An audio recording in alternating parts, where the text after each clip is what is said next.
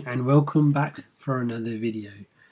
We start today with news that Tron has spiked 134% in 1 month, whilst Bitcoin has declined. So let's have a read of this.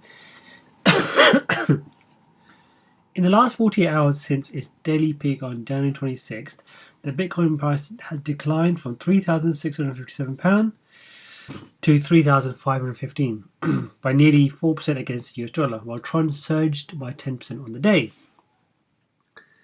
The decline in Bitcoin price has led to a valuation of crypto markets to drop by 2 billion from 221 to 219. That's wrong, right? I think that's supposed to be 119. That might be a miscalculation. It's supposed to be 119 billion to 122.21. So I don't want to focus this part now. I want to focus more on the continuous up rally of Tron. Throughout the past month, Tron has outperformed both Bitcoin and the US dollar. Since December 15th, the Tron price has increased from 0.0129 to 0.0303. So it's gone up about nearly 2 cents by more than 134%. Although Tron remains down by 89% from its all-time high, the recent efforts from the Tron Foundation and Justin Sun to allocate a large amount of capital in financing decentralized applications, dApps, and developers have had a positive impact on the short-term price of Tron. So, I mean, first of all, it's very good news for Tron. I believe they had an all-time high of what's it trading at the moment? I think it reached like over 10 cents. I think I need to have a look at that. But a lot of it with Tron. I used to hold Tron, and I sold a lot of Tron. I still hold some, not enough. Well, not as much as maybe other people. So obviously, if you're holding hundreds and hundreds of thousands of Tron, then obviously 134% increase is a pretty good return. However, a lot of the times, Justin Sun seems to overhype Tron. Is a kind of nice way of saying it. He's obviously promoting his coin, which is good, and he's obviously trying to push the price up and get a good return for obviously its shareholders, which are ultimately the big players in the industry of Tron. But often these hyping on Twitter or social media generally becomes like a deflated balloon once it comes out. So you had information they were partnering with a big Chinese, internet company, and everybody was, is it Baidu? Baidu's going to use Tron or TRX on its platform, and then it came out that Tron was only going to purchase some cloud services from Baidu. Obviously, they've purchased BitTorrent, and they're going to release a separate token for BitTorrent, like a BitTorrent token. There are rumors they're going to add the Tron token later to BitTorrent, and it's maybe the reason why they've got somebody from the SEC on board, as they obviously need to understand whether Tron is going to be a security, and whether, if it is a security, then whether individuals who own Tron are eligible for dividends from Tron as a company. The Tron project is obviously involved in social media. It's got a lot of backing behind it, as in almost like an army of individuals who are invested in Tron and see Tron as a good product. Tron has very fast transaction speeds, and those transaction speeds are faster than Bitcoin and Ethereum. I think it might even be faster than XRP. So it has a lot of potential there, and I think a lot of this buying power or its price up is almost on hype, and like they say, buy the hype, sell the news, or whatever that term is. And I think a lot of people have bought, and I was certainly one of them, bought into Tron on the hype train. Again, not financial advice. I'm not looking to promote any coins. Obviously, the price of Tron is fairly low. If it's 89% down from its all-time high, some may say it's a good buy. I already invest into loads of other coins, and Tron is something which is down the list of my pecking, where I haven't had enough chance or time to really look at whether Tron is a good buy or whether I've already missed the boat into buying Tron from December. It's good for the market. I mean, if Tron is up, it's good for the market, but what's going to keep Tron up or continuing to rally the price for Tron is having it in the real world. So real companies using TRX tokens, not BitTorrent, as in companies. If Baidu were going to start using TRX or WeChat, and I think the main thing for Tron is obviously it's an Asian currency. It's based in the region of Hong Kong, stroke China, so it could have influence on the Chinese market. But obviously you've already got Neo there, so whether Neo would be the preferred choice for China is to be said. And I think they've got a conference starting next week anyway for Neo itself. Good news for Tron. Obviously it's not helping the Bitcoin price at the moment, so that might be interesting why Bitcoin isn't going up if Tron is going up. But it's starting to see other pairings, so people are buying into Bitcoin and probably then selling it or pushing it into Tron. Obviously, as you can see from the chart, the price has obviously gone up steadily up, even though they had a bit of a dip. It's returned quite well. So what do you guys think? Like I said, Tron isn't my number one project, isn't my favorite. It's still a good project. It got a lot of support, a lot of backing.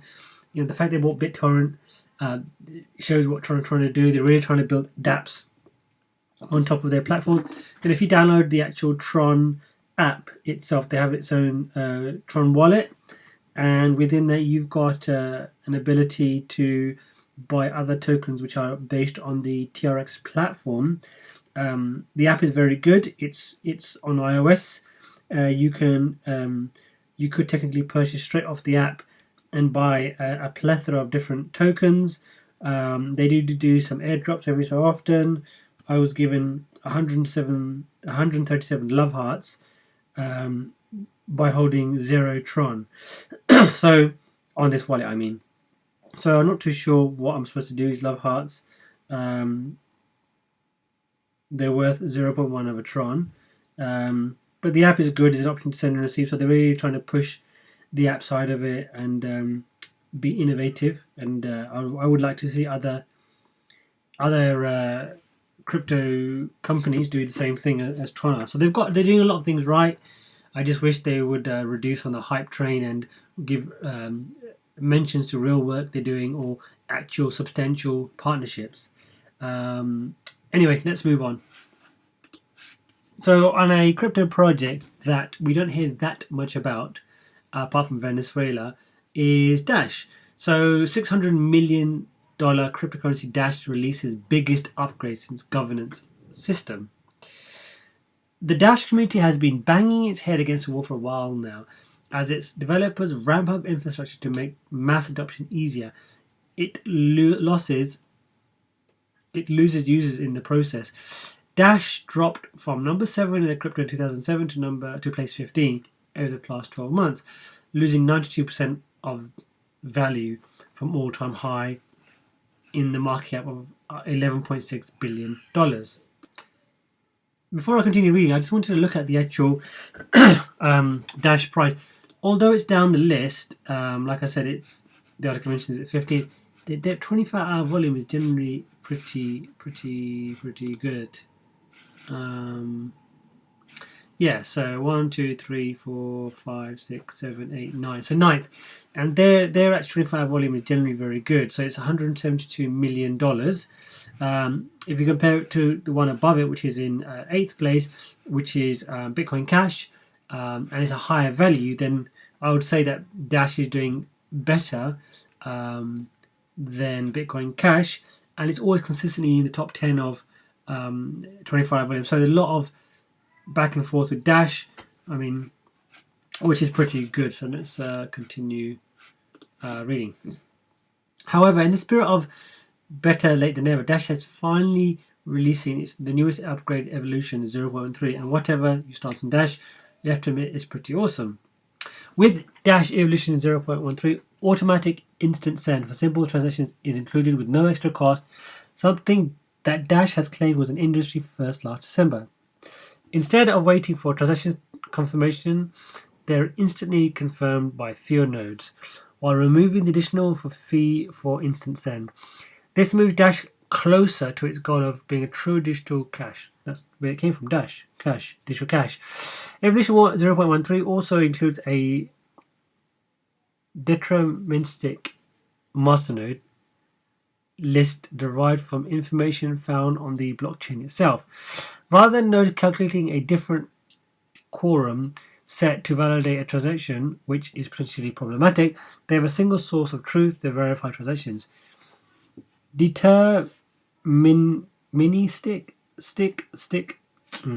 Masternode also enable advanced privacy features to be used on mobile devices without trusting another person. Evolution 0.13 does away with two key systems for masternode owners by splitting the second masternode key into two. This means that masternode owners will no longer have to delegate voting rights to third party. When not online, they can retain or delegate as they wish. Yes, that's pretty good. I mean, I think now to get into a masternode for Dash, you need 1,000 Dash. Was it 10,000? I think it's 10,000 Dash, which is everything over about $1 million at the moment, or certainly more than most people can afford. However, one of the core features of Dash upgrade is its special transactions. These enable non-financial transactions on the blockchain, simply greatly amplify Dash's possible uses. Dash core CTO Bob Carr explains, due to the need for non-financial transactions, Bitcoin users have found the opcode to be a generic mechanism to hack a variety of purpose in a variety of ways. With special transactions, we recognize that a limited number of well-known non-financial transactions need to be facilitated on-chain. Special transactions simply create simplicity by defining the format and purpose for greater consistency and improved performance. So, I won't continue reading because Dash is something I have looked at many years ago when it was actually called Darkcoin, and obviously rebranded to Dash or Digital Cash. In fact, I thought it might have been, was it some sort of link between them and Verge or something? I'm not sure.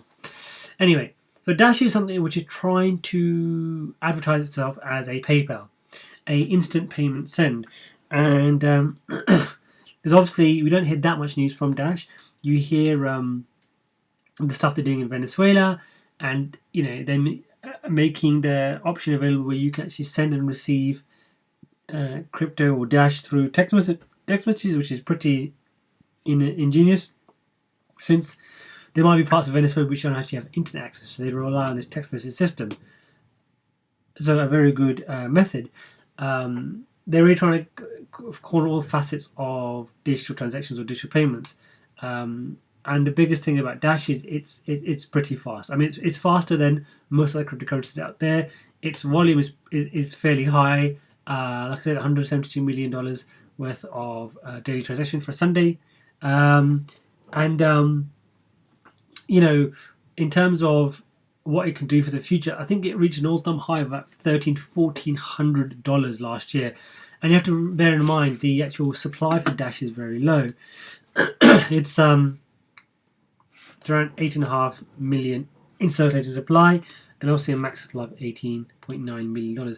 I don't know if this is a hard cap or not, but nonetheless, it's fairly low. I mean, it's lower than Bitcoin.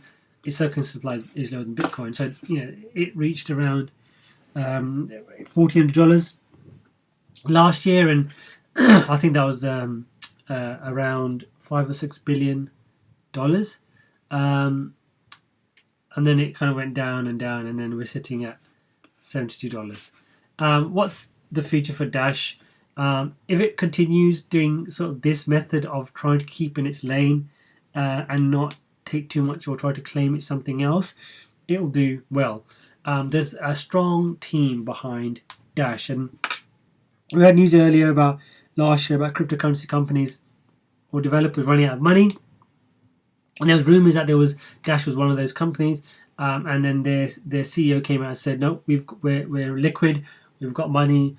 we're doing projects, we're doing updates. So the project's still running. Obviously, they've got a good amount of cash flow. Volume coming through, which means they're probably are able to sell off some Dash to raise funds. My only concern is it obviously reached $1,400 in 2017. And it's kind of like slowly just gone down and down and down. Again, for transparency, I do hold Dash, so I'm not gonna claim something or hype it up more than it should be. Will it be around for, as long as Bitcoin? Probably not. I think there's other current cryptocurrencies who've got more attention than Dash, and potentially have more partnerships.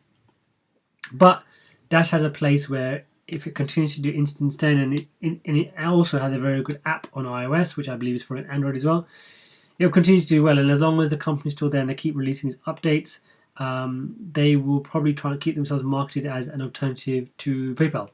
Now, in the craziest world where they could, have an option where you could pay with Dash on like eBay, then the prices would rocket. But there's no news of that whatsoever. So we look forward to how this release affects Dash's price and its sort of volume. But anyway, let's move on from Dash. Something which always seems to come up quite regularly recently, I've spoken about a number of times. Crypto payment firm CEO: hacks, scams, and volatility discourage mass adoption. Atomic Pay CEO believes that scams and volatility are the primary things holding back public mass adoption of cryptocurrencies. The Thailand-based company is a non-custodial crypto payment processor. They are one of few crypto payment processors that facilitates payments for multiple cryptos without holding merchant funds in escrow and charging a fee before releasing funds. Atomic Pay charges 0.9% at the end of every month that their service is used, rather than demanding a percentage of every sale at the time the sale is settled. They issue a bill.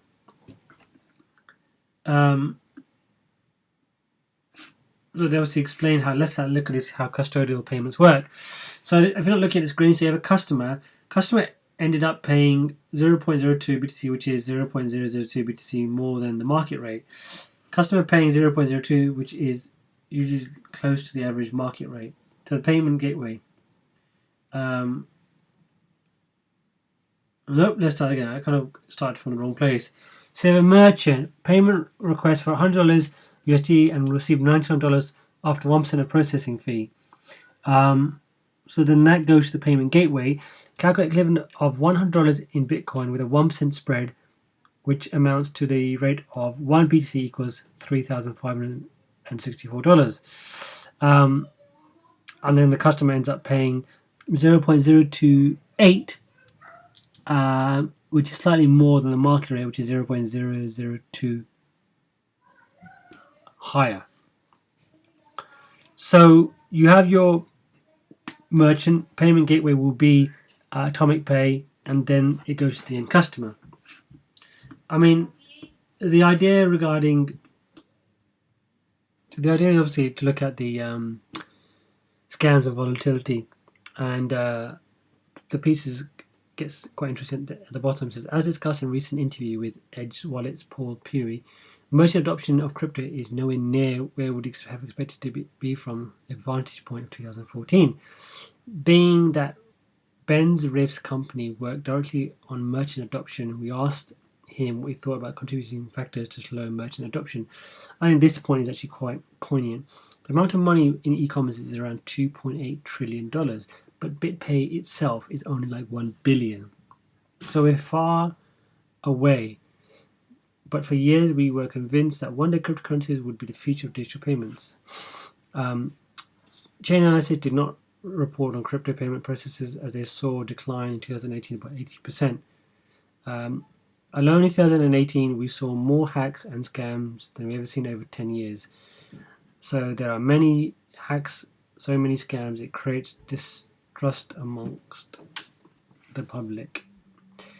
I asked my wife, I asked my friends, why don't you guys use cryptocurrencies? They told me this is a very simple issue. We can't trust that with all the news on it. Unless we solve this issue, we will never form trust among general merchants and people. So I think this is actually a very good article. It's a very good takeaway to think about. What can exchanges do? What can individuals do as well? So, for example, if you look at, let's just say Binance, not Binance, let's say Coinbase, or Binance actually, said, okay, now we have integrated your crypto wallet, your balance, and almost atomic swapping, and you can go to any merchant and you can actually just pay with what you've got on your account. Now, in the UK, Revolut can do that. So you can actually pay, I believe, in crypto or exchange back into fiat. But Revolut is not an exchange, so you can't actually send the money out of XRP to another exchange, whereas Bitcoin and Binance obviously have that ability. The biggest problem here is how do you convince your audience or potential customers that your money is safe? Now, would anybody listening want to store 10, 5, 2 Bitcoin on Binance or Bitcoin? Personally, I wouldn't hold that much on an exchange because, for example, Bitcoin we're not looking to sell. Would I hold 100 XRP or 200 XRP on a wallet online? Probably, because clearly, obviously, there's a massive difference in price. I think 100 XRP is what, £35, $35, sorry.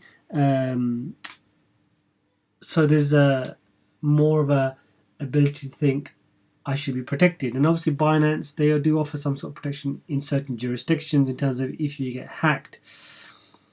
There's a few things. One is, yes, we saw a massive amount of hacks and scams in 2018, but that was only in the back of 2017. And hackers and scammers would always see an opportunity. And the opportunity this time was, our crypto is massive and everybody's looking to make a buck.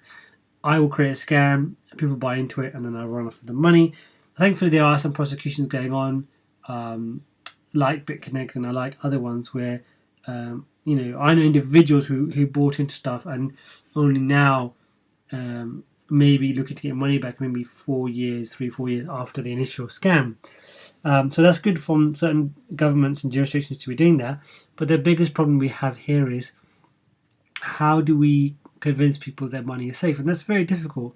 Custody, the word custody is very difficult. It's ownership of something or taking responsibility. And this is probably one of the main reasons why the SEC isn't approving, or they claim are not approving a Bitcoin ETF, is around custody. If you can show a way that you can keep customers' money safe, data is not a problem. They can keep data. They seem to be able to keep data safe. It's the coins, it's the transactions, the currency is what people are after. And how do we achieve that? And that's going to be with a lot of trust, a lot of assurances that they offer, a lot of security that they'll need to figure out how to do it. Because also the biggest problem in cryptocurrency is once it's gone, it's gone. It's very difficult. You can't reverse payments. And if you were going to start holding where money gets sent and it's held somewhere for a while before it gets to the end user, then it kind of defeats the object of fast payments or instant send. So it's a very difficult way to solve. It's not something we're going to solve straight away. It's going to take a while. Obviously, there's very little adoption at the moment in merchants.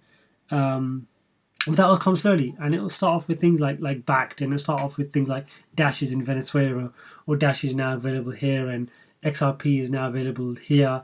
They tried something, I think, last year with Litecoin, where a company was trying to convert or use it as a almost you would have Litecoin on a debit or credit card, and then when you pay for it, it would instant pay into fiat. The whole project just fell apart. It didn't even lift off the ground. It was an embarrassment for Charlie Lee. Obviously, the idea was there. They had something which they thought it could happen. It might have just needed more funding. It might have needed a better team or better developers. But we need things like that, really. And when I kept harping on about real world adoption, this is what it needs to be. It needs to be walking into a coffee shop and paying with whatever currency you have on your card or phone, and it converts it into whatever they want to accept. So if they're accepting XRP and you've got Litecoin, we wanted to atomic swap straight into Litecoin at that, into XRP at the rate of exchange without commission. We don't want to exchange from Litecoin to Bitcoin and have to pay a 1% charge for that, because that's not the point of it. When you walk into any shop in the country you live in and you pay with your local debit card or credit, you're not paying a fee. Normally, most of the time you don't pay a fee for that. So you just whack it on your card and then you leave, and there isn't an extra charge in the country you reside in. And similarly, that's what needs to happen with cryptocurrency. You walk in, I've got 10,000 XRP, they accept Bitcoin, atomic swap straight into Bitcoin, no extra charges at the current rate that Bitcoin is priced at, and whichever exchange whichever pricing index they use, whether it be CoinMarketCap or CoinGecko or CoinPaprika, whatever it may be, it needs to be charged against that, and there shouldn't be any commission rates added, because you are just literally just making a purchase, and that's enough. So interesting to see where we go here for the next few years in terms of how do we adopt this. Obviously, like I said, Bakkt is going to be a big thing with Starbucks and Microsoft, and they haven't actually defined how the whole Starbucks thing is going to work. Whether you sorry, you pay on an app and you pay with your Bitcoin and you hold it in like an app, or whether you walk into Starbucks and you just tap your phone on onto like an NFC reader and it extracts the Bitcoin from your account, or a bit like how contactless payments work. And that might be moving the way forward with apparently, obviously I spoke about this before, but the rumors that the Galaxy S10 will have a crypto wallet on there, and whether that crypto wallet works on NFC will be interesting to see. And if they launch it, sure enough, and it works, in a couple of years' time, Apple will have the same thing available on iPhones. So very interesting to see. We don't want people to be scammed. It's really holding back mass adoption and mass use in industries. But the future's bright. We've not moved massively, but we're doing well. It's only a 10-year-old market, and most of the coins in the market are nowhere near 10 years. So it's good that people are talking about it. We just need to get there. So I'll end on this on a good note. And what are we looking for 2019 with Lightning Network? So Lightning Network is the smaller nodes you have for the Bitcoin network, which is already implemented the Litecoin network to accept payments or payments to run through it for faster transactions. So on the screen you have almost a mesh diagram of nodes or Lightning networks on the network. So created by blockchain analytics startup 1ML, the snapshot represents all the nodes running Lightning software and creating public payment channels atop of the Bitcoin blockchain. And obviously nothing gets added to Bitcoin, it's always going to be on top of Bitcoin. Looks complex, right? And believe it or not, the network is getting progressively larger each day according to 1ML. In the past 30 days alone, the number of Lightning channels has increased by roughly 36%, bringing the total roughly to 22,000 channels. Active Lightning nodes have similarly shot up over 16% in recent days and presently sit around 5,690 distributed nodes. Launched in beta last March, the two-layer payment technology is actively maintained and developed by over 6 different development teams spread across the globe. I'll go into who it is. I'll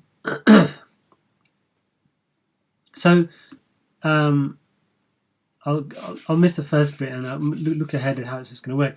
According to blockchain analytics site P2SH.info, the amount of Bitcoin sent through Lightning channels since last June has skyrocketed from less than 25 Bitcoin to 578 Bitcoin. Fantastic.